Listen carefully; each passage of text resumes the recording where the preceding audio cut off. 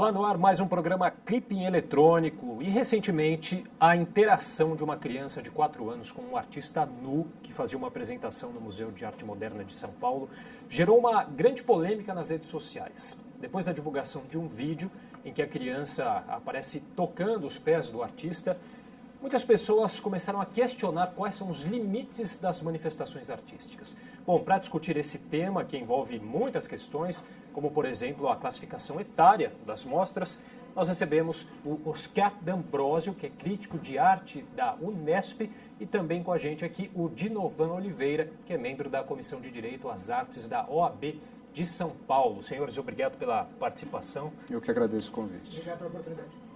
Lembrando que você que está nos assistindo também pode participar enviando a sua pergunta, o seu comentário pelo telefone 33964944 ou ainda pela nossa transmissão ao vivo no facebook.com/Câmara São Paulo.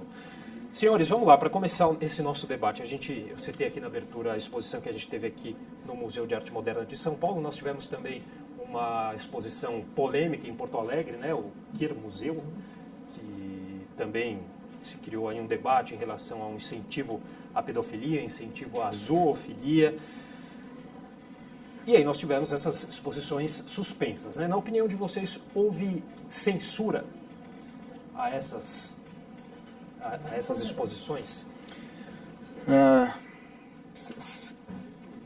Há casos em que houve censura, há casos em que houve um boicote. Por exemplo, a apresentação, mostra em Porto Alegre, a minha compreensão é que não aconteceu ali uma censura. Houve um grupo organizado, salvo engano não, que foi o MBL, que adotou aí uma série de procedimentos, angariou uma série de pessoas que pensavam da mesma forma que eles e ameaçaram um boicote, inclusive a própria instituição financeira que patrocinava a mostra e coisa do tipo, e então eles resolveram tirar do ar. Nesse caso, eu não entendo que houve censura, sob o ponto de vista técnico. O que entendo ali é que houve um boicote. Em outros casos, por exemplo, uma peça teatral, salvo engano, em Jundiaí, onde o Poder Judiciário determinou o cancelamento das apresentações a pedido de uma determinada pessoa, porque o fato da peça de teatro que seria encenada ali ter como protagonista uma artista transexual e que representava Jesus Cristo, isso feria hipoteticamente os conceitos ou a moral das pessoas que moveram a ação, ali eu entendo que houve censura. Ali eu entendo que houve uma intervenção do Estado proibindo a expressão da atividade artística, proibindo a expressão da atividade intelectual, e isso, no meu ponto de vista, evidentemente posso estar equivocado nesse modo de pensar, mas ali, na minha concepção, houve censura. Na sua opinião, Oscar? Então, esses acontecimentos que você citou na abertura do programa, eu acho que tem um fator muito louvável, que eles trazem a arte de volta para o centro da cena. Muito bem. Eu sempre fui um defensor que a arte estava perdendo espaço, ela vem perdendo espaço. Né? Se você pensa nos 70, nos 80, né? A arte tinha um espaço social de participação política, etc. Isso foi acabando, né? Por várias razões que talvez não caiba discutir aqui, foi acabando. E esses dois episódios trouxeram a arte, de repente todo mundo começou a falar de arte. Não se falava de arte, aí todo mundo começou a tomar partido, né? Tem censura, não tem censura, tem liberdade, não tem liberdade. A arte tem esse papel mesmo de incomodar. De incomodar. Então isso foi recuperado nesses dois episódios, né? Independentemente do fato de que lado nós fiquemos, né? Porque virou fla-flu, também que é uma característica da sociedade contemporânea, né? Qualquer coisa hoje vira, né? É A ou B, né? Parece que assim, o tom ocre desapareceu da nossa sociedade, infelizmente. Mas, voltando à tua pergunta central, eu acho que quando você pensa em censura e em arte, você tem que pensar em 3 tópicos centrais, bem rápido.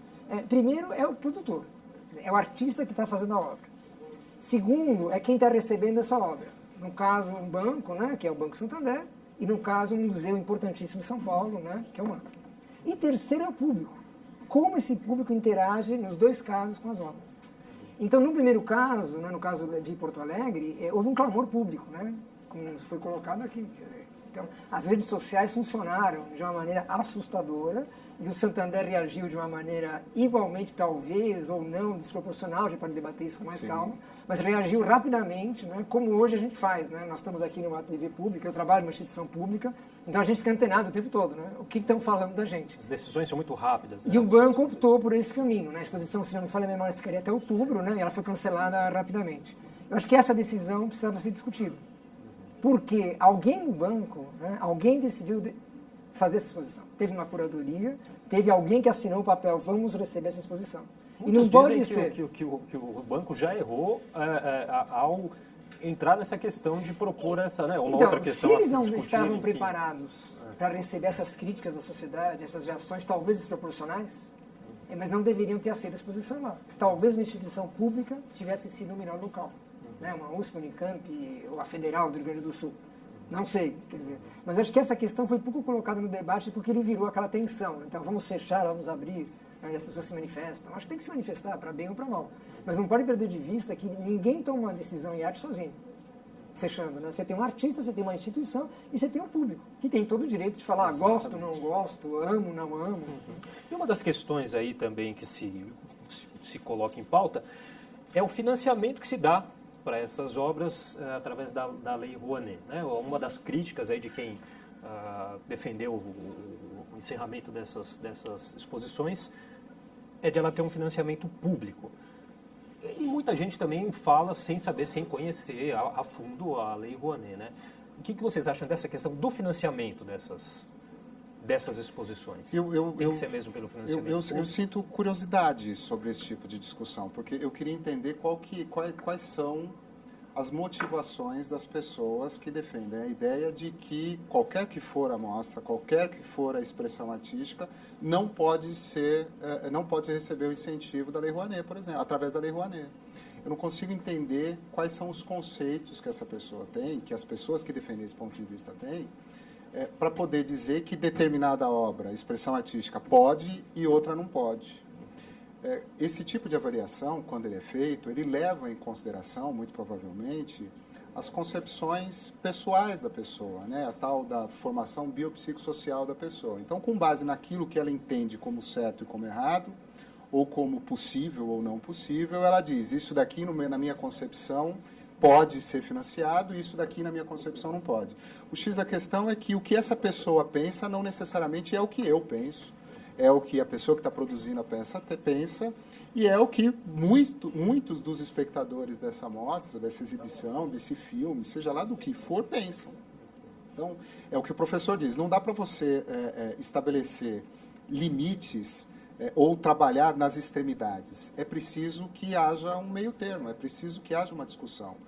Eu acho que é formidável que o professor traz para nós, que é a arte hoje tendo o seu papel de destaque.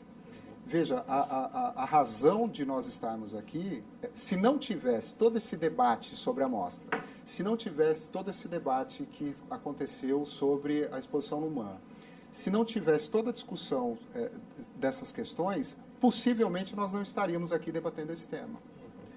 Justamente porque isso daqui não era, até pouco tempo atrás, do interesse comum. Hoje, eu tenho amigos, por exemplo, de infância, e a gente discute esse tipo de questão. Pessoas, tem engenheiro, tem empresário, tem advogado, tem um monte de gente que traz esse assunto à tona, expõe a sua opinião, e a gente consegue debater sob o ponto de vista da racionalidade.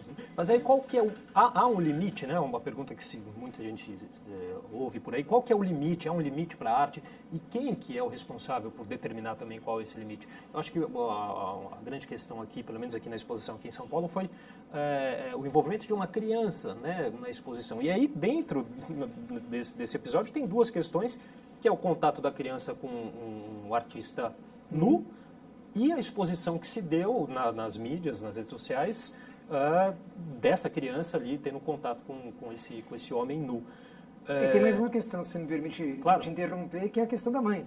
Porque a mãe também virou a estrela, né? Até que ponto a mãe pode ou não pode determinar que a filha, que a criança, né, ali, que é responsável, até que ponto vai essa responsabilidade. Seja, aí envolve uma questão, né, quer dizer, jurídica, que eu realmente não tenho a capacidade de comentar.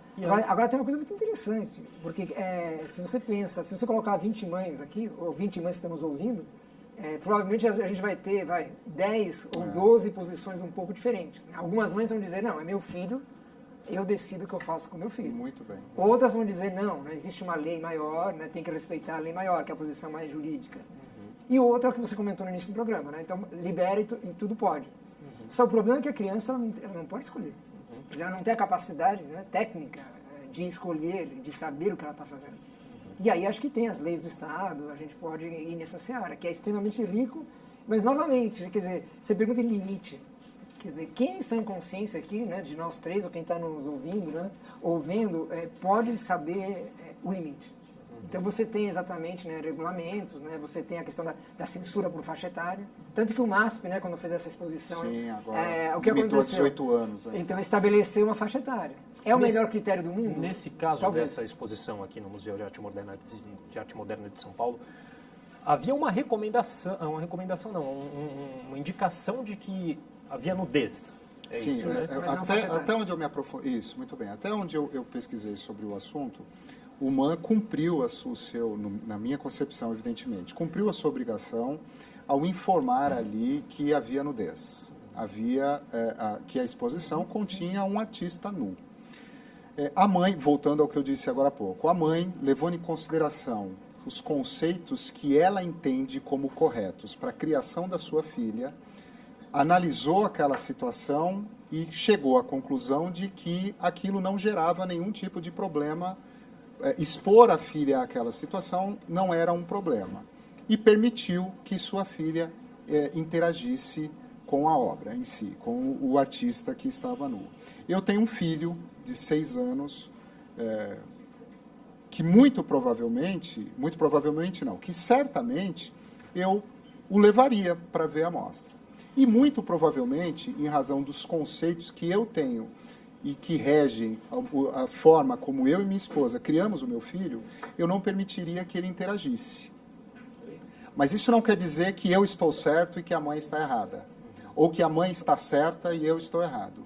Isso quer dizer que eu penso de um jeito, que a mãe pensa de outro, e que o Estado, no meu ponto de vista, não tem nada a ver com isso. Que a forma como a mãe compreende que a criação da sua filha deve ser feita, permitiu com que ela autorizasse a interação da sua filha com aquela obra. Eu não tenho nada a ver com isso, nós três não temos nada a ver com isso, que dirá o Estado tem alguma coisa. Quer dizer, não houve nenhum tipo, na sua opinião, nenhum tipo de crime, nenhuma lei foi infringida nessa... Eu acho que se existiu algum crime ali, e não estou dizendo que houve, mas se existiu algum crime, ele foi da pessoa que filmou e compartilhou a imagem de uma menor de idade ali sem autorização dos pais. Eu acho que o grande problema, a grande discussão deveria girar em torno disso. Um indivíduo ou uma cidadã filmou ali sem autorização da mãe e compartilhou isso daí nas redes sociais. Eu acho que a responsabilidade dessa pessoa é a que deve ser colocada em xeque. Que muito possivelmente deve ter sido feito por um crítico da exposição. Né? Sim, muito provavelmente. Ou não, uma pessoa que estava ali assistindo e que achou que aquela cena que ninguém ali... pensou. Eu acho que agora tem uma falha da instituição, por exemplo, ninguém tem pensado nisso. Exatamente. Faz todo sentido, muito bem. A curadoria em si, por isso que eu digo, é uma falha, porque ninguém tem pensado que alguém poderia filmar. Hoje em dia, né, eu deixei meu celular aqui antes de gravar, mas assim, isso aqui, eu poderia estar te filmando, e se você diz uma palavrinha que pode me ofender, eu pego, mando para o meu advogado, e mesmo no ar aqui, né, já tem uma ação contra a TV. Então, eu acho que uma questão que foi corrigida, né? Acho que a partir de agora não... Sim, mas é triste ter que, assim, essa criança ela foi muito exposta, não sei se vocês concordam com isso, independentemente. Muito. Quer dizer, e desnecessariamente, professores. Desnecessariamente. Perfeito. Então, essa é uma questão seríssima, quer dizer, que tem a questão psicológica, porque a questão ficou muito na sexualidade, acho que não é só isso, não é uma questão psicológica. Essa criança, ela vai ser adolescente, todo mundo vai lembrar, foi você, né, que tocou, né, o bicho da Lígia Clark. Eu não sei se foi, muito bem, eu não sei se foi nesse caso do MAN, se foi em Porto Alegre ou se foi em outro em Belo Horizonte, mas eu sei que teve um caso que um parlamentar, e eu também não sei, desculpa a falha de memória, mas eu também não sei dizer de onde esse parlamentar era, queria colocar o nome, seja da artista ou da mãe, enfim, não, de uma artista que pintou um quadro e que hipoteticamente representava a pedofilia ou um incentivo à pedofilia, e um parlamentar, que eu não sei quem nem de onde, me comprometo até buscar essa informação, mas que pretendeu colocar o nome dessa pessoa no cadastro nacional de pedófilos ou coisa que o valha. Veja a que ponto chega a discussão quando a gente caminha pelos extremos. Né, quando a conversa não é colocada, quando o debate não é colocado como uma forma de caminharmos para um denominador comum, de chegarmos a uma conclusão que possa estabelecer uma relação de proximidade entre nós e não de distância. Aqui tem pessoas que estão debatendo o assunto que parece que as ideias convergem, Mas ainda que não convergissem todas as nossas ideias, o debate poderia continuar sendo posto até que nós chegássemos em um consenso, em um ponto aqui em comum e disséssemos, poxa, caminhemos assim a partir daqui. Porque, na minha concepção, esse é o princípio de uma sociedade culturalmente bem desenvolvida, de uma sociedade educada, de uma sociedade que se coloca para uma discussão de forma séria, não pensando nesses extremos, nos limites. A gente está sempre discutindo um assunto, como o professor diz, fla-flu, está sempre nos limites, na periferia da discussão. Vamos trazer o assunto um pouco mais aqui para a busca de um denominador comum, para a busca de um consenso. Será que isso é possível? Eu acho que... Tomara que sim. Esperamos que sim, muito bem, esperamos que sim. Esse acirramento das discussões é benéfico, mas ele vai muito pela questão da moralidade, né? Ou tem ido, né? Não, eu não acho que seja o acirramento, eu não vejo como benéfico, né? Talvez eu não tenha me expressado. Eu acho que assim, trazer o tema à luz é benéfico. Agora, o acirramento, eu acho que traz o risco, né, das extremidades. A história nos ensina que as extremidades são ruins, né? Sempre foram assim e continuarão sendo muito, muito ruins, né? Se você pensar na questão negra, vamos pensar só um paralelo rápido, é exatamente a mesma coisa. Se você começa a radicalizar, é ruim para o movimento negro e é ruim para a sociedade como um todo. Muito bem. Então, a questão da arte, eu acho que é exatamente a mesma coisa, né? Se você acha não pode nada ou pode tudo, porque nada e tudo é a mesma coisa, né? No momento que eu digo assim, pode tudo, é a mesma coisa que eu dizer que não pode nada. Então, a discussão de critérios por pessoas aptas da área é fundamental. Seja no cinema, né, passa por isso, seja as artes plásticas, seja um comportamento aqui, né, por exemplo, na Câmara. Há um código de ética, não existe um código de ética. Quem passa desse código de ética é chamado a atenção e é avaliado. Eu não vejo por que a arte, não sei se vocês concordam, não passa pelo mesmo processo.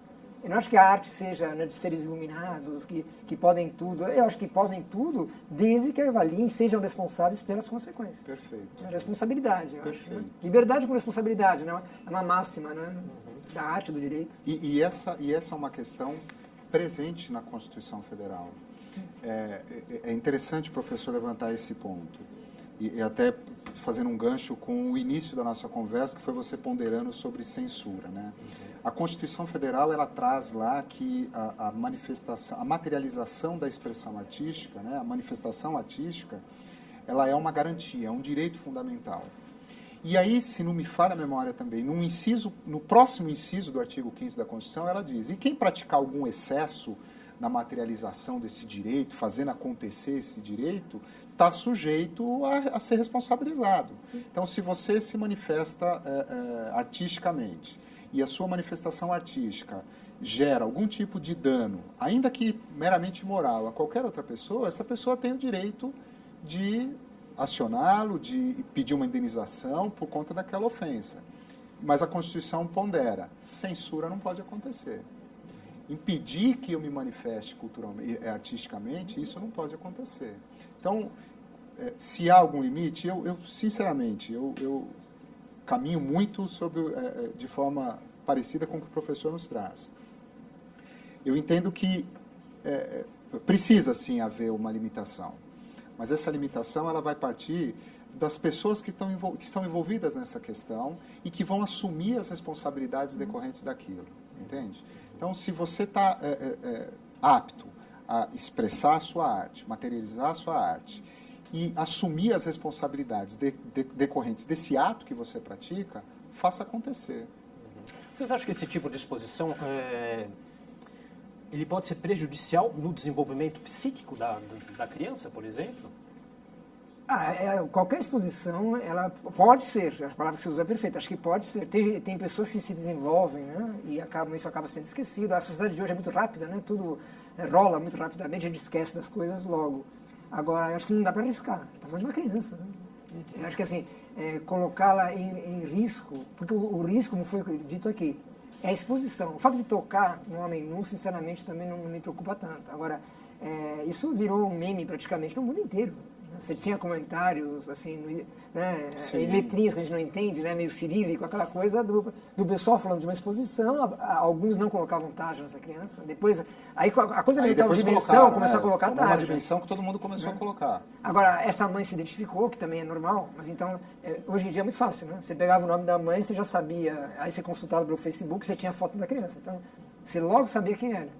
Acho que a mãe, no momento que ela não sabia dessa exposição, não imaginou essa exposição, ela poderia ter optado, como foi colocado aqui, não quero que meu filho toque. Agora, essa ampla exposição é um problema muito sério. Eu acho que os museus estão começando a perceber isso, né? Agora, aí gera uma outra questão que já me foi colocada num outro debate sobre o tema. Traz luz ao debate da educação sexual, por exemplo? Não, mas é uma outra questão. Por exemplo, o museu poderia proibir a filmagem. Ou só autorizar a filmagem se as pessoas que estivessem lá dentro consentissem. Mas você se refere ao caso do MAN, a exibição do MAN? Só do MAN. Eu não consigo enxergar nessa situação um prejuízo para o desenvolvimento da criança. E é um ponto de vista. E por uma razão muito objetiva. Assim. Eu não consigo enxergar ali pornografia. Eu não consigo enxergar ali um incentivo à sexualização da criança. Eu não consigo enxergar nada disso ali. Mais uma vez, eu, seguindo os conceitos que eu estabeleci lá na criação, junto com a minha esposa, na criação dos meus filhos, eu talvez não permitisse que o meu filho interagisse, mas muito mais, provavelmente, por uma caretice minha do que porque aquilo pudesse trazer algum tipo de problema para o desenvolvimento do meu filho. Até porque você ia Até porque eu estou junto. Você está né? junto, você vai conversar com essa criança. E detalhe, professor, nós não estamos falando ali de um homem nu que está andando pelo teatro e de repente toca numa criança. A gente está falando numa exposição que tem um artista deitado, nu, evidentemente, e uma criança que, acompanhada da sua mãe, vai ali e toca na canela do indivíduo, no cotovelo, sei lá onde foi, parece que no pé, e poucos minutos e sai. Eu não sei de que forma aquilo incentiva a sexualização daquela criança. Na minha concepção, o problema está muito mais no olhar de quem diz que aquilo é pedofilia. É um problema a ser resolvido com essa pessoa do que com a situação em si. Isso diz muito mais sobre o intérprete do que sobre a situação em si. Deixa eu passar de novo o telefone aqui para quem está nos assistindo, queira mandar uma pergunta, um comentário. É o 3396-4944, 3396-4944. Você pode também fazer a sua pergunta ou mandar o seu comentário pela nossa transmissão ao vivo no Facebook, que é o facebook.com/Câmara São Paulo. E aí a gente fala dessa questão da educação moral também, né? Que você já colocou aqui, não é dever do Estado, é dever dos pais, mas todos os pais têm condição de dar essa educação moral? Aí a gente vai no limite, né? Aí todos os pais, todos é muita gente. Todos aí, nada, é a mesma coisa. Todos e nenhum é a mesma coisa. Eu acho que tem pais que têm essa condição e tem pais que não, evidentemente, né? Vamos trazer o debate, por exemplo, para as drogas.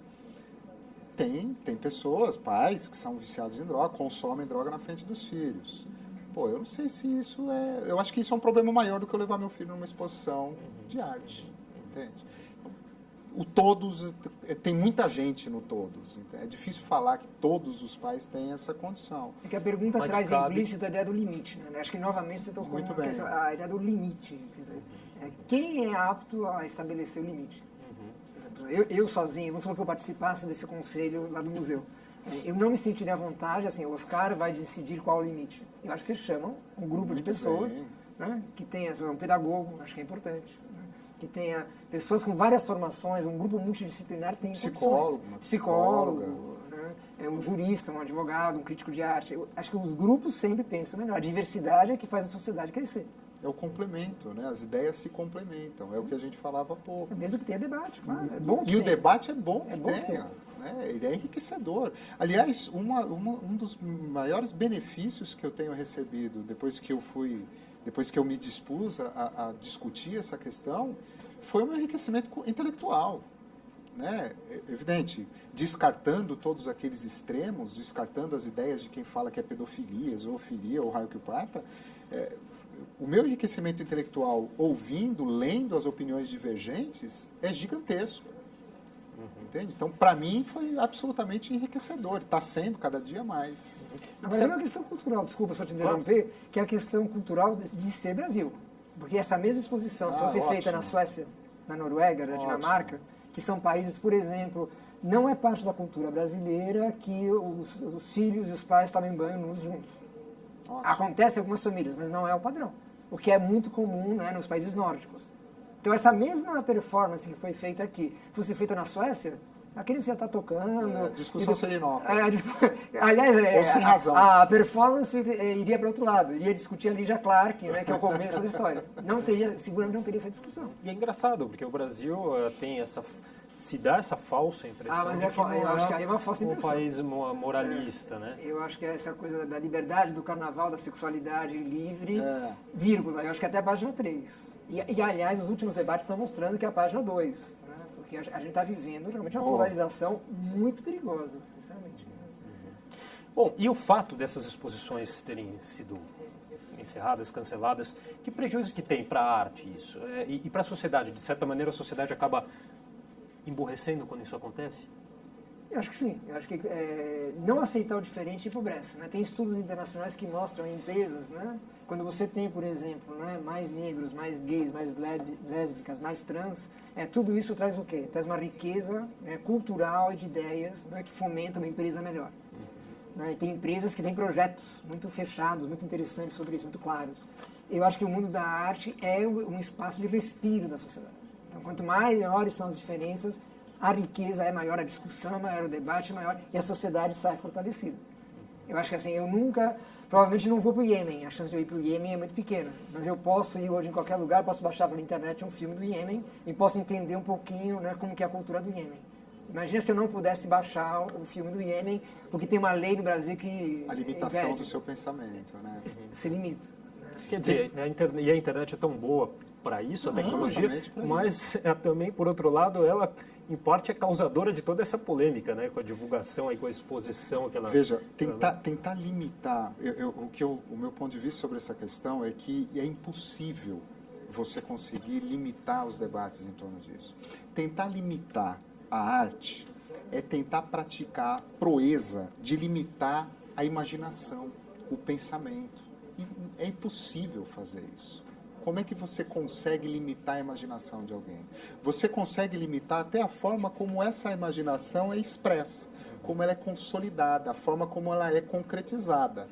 Mas fazer com que essa imaginação não aconteça e proibir alguém de expô-la, de fazer com que ela se materialize, se concretize, com que ela tome forma, não vai acontecer. E ainda bem que não vai acontecer, porque não acontecendo essa limitação, novamente a gente vai conseguir se reunir e bater papo sobre esse tipo de questão.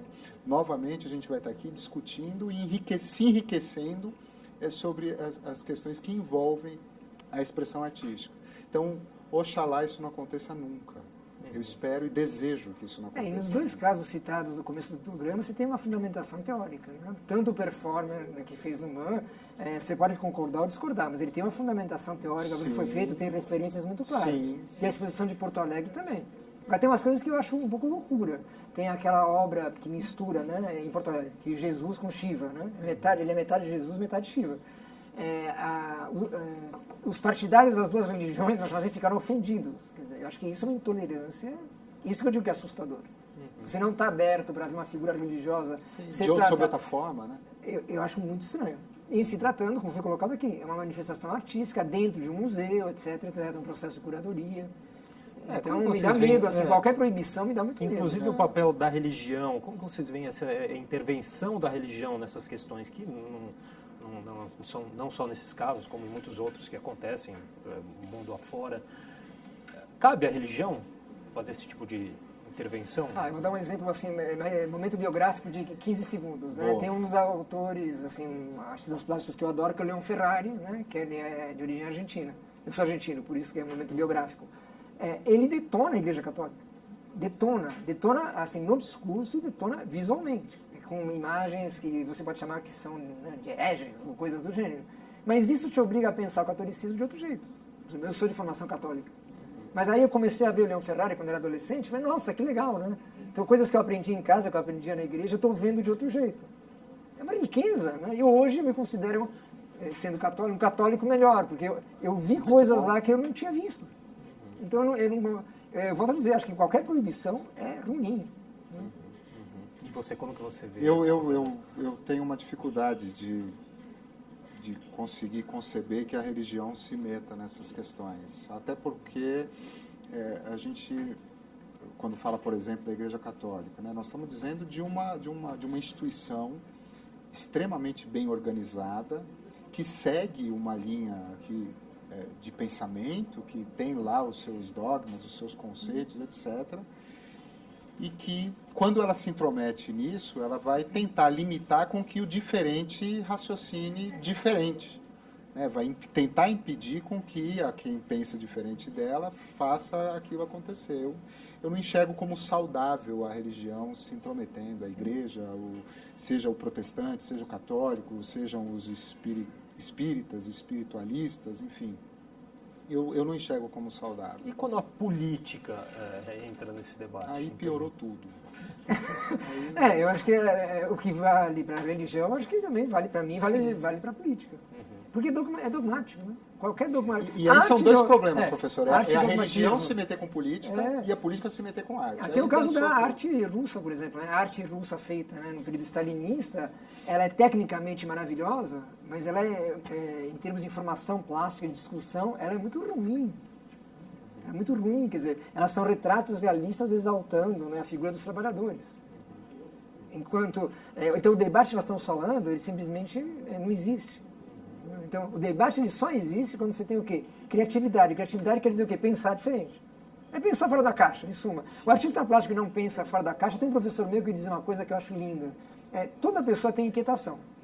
Nós temos aqui nossas inquietações pessoais com o mundo, né, nossas infelicidades, etc. Transformar isso em arte é um salto. Então, quando me falaram isso a primeira vez, né, professor Aguinaldo, eu achei isso meio elitista, eu confesso. Achei, nossa, né, a arte é uma coisa elitista. Aí você começa a ficar velho, né, ganha um pouquinho de cabelo branco. Aí você começa a pensar, não, porque a gente é inquieto o tempo todo. Né? É só você pegar o metrô, né, você fica inquieto. Você vê as pessoas dormindo, né, nos bancos, isso é uma questão social. Agora, todo mundo vê isso. Agora, eu consegui fazer isso num desenho, num filme. Esse é o salto. E tem uma outra frase também do artista plástico russo, Kandinsky, que diz que a arte é a filha do seu próprio tempo, que reflete bem também isso que a gente vive, né? Sim, muito bem. Sim. Agora você tem figuras que extrapolam o tempo, né? Que são poucas, né? Você pega um Picasso, né? Você pega sei lá, Da Vinci, essas pessoas, você pode analisar de qualquer jeito e funciona, é uma coisa absolutamente fantástica, é fenomenal. Eu fico bravo, né, com a coisa do Picasso, só também 5 segundos, que quando o Picasso tem aquele filme, né, Anthony Hopkins, né, que ele é visto lá como um grande namorador de mulheres, etc. Isso é reduzir um homem que ele passou por todos os estilos, ele fez absolutamente de tudo. Um homem genial, né, que vira lá como apenas um homem, né, que tinha casas de amor. Aquilo, né? Reduz a um grande fauno, né, universal. Acho que essas coisas são perigosas. Mas é leitura também, não podemos negar que é uma leitura possível. Então, imagina, então eu vou... É uma forma de interpretar. Aí eu começo a defender aqui, então vamos proibir o filme. Não. Só porque ele passa essa ideia. Não, eu acho que tem que ter o filme. Mas a nossa função está discutindo. Olha, eu acho que essa não é a melhor visão do Picasso, mas deixa o filme lá, ótimo. Agora, é muito superficial a gente dizer também que a sociedade brasileira está muito moralista, está careta, digamos assim, entre aspas. Quais tem interesses por trás disso? Quais interesses há por trás desse moralismo, digamos assim? Né? Olha, eu confesso não ser expert no assunto, né? Mas eu vou, então dou o meu pitaco aqui, é chutômetro, né? Eu consigo enxergar, no meu modo de pensar, o grande problema dessa história toda está justamente nessa relação religião-política. Veja, recentemente um deputado federal, depois dessa discussão toda, elaborou um projeto de lei querendo proibir determinado tipo de manifestação artística. Foi objeto até de um artigo que publiquei numa revista recentemente. E aí você vê claramente no projeto, né, até na forma como esse parlamentar se expressa ou expõe suas ideias, que ali não é o parlamentar que está dizendo, ali é o pastor, é o religioso, é o doutrinador daquela ideia, daquela ciência, daquela religião. Como que ele vai impor para mim, por exemplo, eu cresci num berço espírita, minha família tem um pensamento mais tendente para o pensamento espírita, em que pese eu não siga nenhum tipo de religião, mas como é que ele vai impor para mim o modo de pensar dele, da religião dele, da forma como a doutrina dele pensa, né? Então, para mim, o problema está aí, está nessa clara mistura entre política e religião. Eu enxergo com maus olhos essa história toda. Não que eu seja uma pessoa, um libertino, né? Não é isso. Não estou querendo dizer isso. Agora, as crianças, os adolescentes, eles precisam ser protegidos de alguma maneira nessas questões que envolvem aí o sexo, enfim. E como fazer isso? Apenas a indicação... Eu acho que eles precisam ser esclarecidos. Eu acho que a informação mesmo hoje é tudo. Sexual, A educação está ligada à informação e hoje... Quer dizer, por mais que nós estejamos falando aqui, né? Estou vendo várias pessoas que estão aqui estão com o celular na mão. Sim. Quer dizer, então, é muito mais eficiente, né? De repente, do que o nosso programa, né? Com todo respeito. Claro. Eu estou conectado Nós na internet. estamos também na internet, no Facebook. Tomara. Mas eu quero dizer que a estamos informação é ao muito simples, né? Tem uma experiência, acho que todos nós já passamos aqui, ou eu talvez por questão de aula, né? Que hoje em dia você fala assim, tem um quadro do Kandinsky que é azul e vermelho. Há 10 anos você falava essa mesma frase, você era o rei da palavra. Então, mesmo que você não lembrasse qual era o quadro, você fazia as maiores digressões sobre o quadro azul e vermelho e todo mundo engolia. Hoje em dia, você fala, tem um quadro do Kandinsky azul e vermelho. Aí, né, de um grupo de 30 pessoas, 22 hoje em dia, 23, elas vão olhar, porque não trouxe a imagem, foi um erro já meu, já devia ter providenciado. Aí vão procurar o quadro. Aí, se você começar a delirar e falar coisa que não tem nada a ver, o cara pega o celular e te olha, a pessoa... O quadro que você está falando não tem nada a ver. Ou é outro quadro, ou você está enrolando. Então, nessa sociedade, quer dizer, a educação que você fala passa, inclusive, por isso, quer dizer, de dar o acesso à informação, né? Quer dizer, a cidadania hoje em dia passa por isso. Quando eu falo Kandinsky, ele deixa de ser uma metáfora. O Kandinsky é uma pessoa concreta, fez obras concretas, e você tem 50 mil pessoas que estudaram Kandinsky. Então, se você vai falar de Kandinsky, você não precisa conhecer 50 mil, mas as referências principais você é obrigado a ter para esclarecer as pessoas. Para introduzir o assunto. A educação hoje mudou muito. A educação hoje o aluno ele é partícipe. Ele não é apenas, né, alguém que está lá quietinho olhando. Isso já acabou. Agora, com essa conectividade toda, será que é possível limitar, por exemplo, o acesso dos mais jovens? Eu disse, meu filho tem 6 anos de idade. Eu tenho o mais velho com 6 anos e a menor com 1 ano e meio. O meu filho de 6 anos de idade, ele... Na televisão hoje, o YouTube ele acessa tudo, absolutamente tudo. Se eu não tenho a preocupação lá de ter o aplicativo que limita por idade, que é o tal do YouTube Kids, por exemplo, e ele tem acesso ao YouTube que a gente também tem acesso, ele vai ver o cara lá que se corta, que se pendura não sei da onde, que pula, que faz estripulia, que faz as pegadinhas, que faz isso, aquilo, outro. Então...